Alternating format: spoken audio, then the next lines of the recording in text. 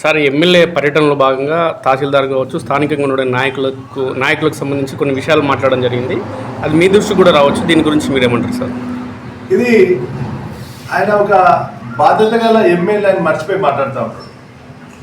పాపం నేను గతంలో కూడా ఒకసారి చెప్పిన, మన ఉమ్మడి మహబూబ్నగర్ జిల్లాలో 14 మంది ఎమ్మెల్యేలు ఉంటే 10 మంది దాకా వన్ టైం ఎమ్మెల్యేలు ఉన్నారు.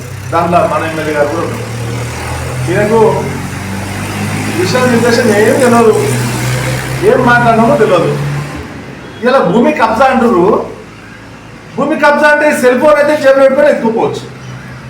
ఈ భూమి ఇన్న ఉంటుంది, గత 100 ఏళ్ళ నుంచి ఇన్న ఉంది, ఇంకా 100 ఏళ్ళు అయితే ఇన్న ఉంటుంది, ఇంకా 1000 ఏళ్ళు అయితే కూడా ఇన్న ఉంటుంది.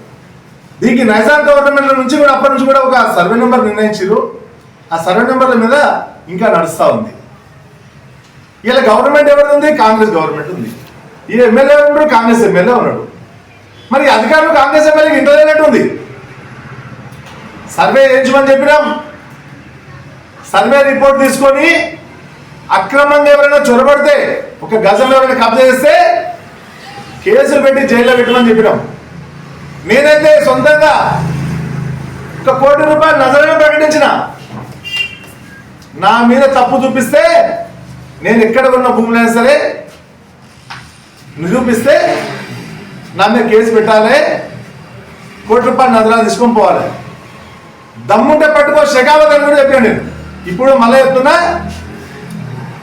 మళ్ళీ పిచ్చి మాట్లాడితే పరువు నష్టం దావా వేస్తాను నీ మీద అని తెలియజేస్తావు.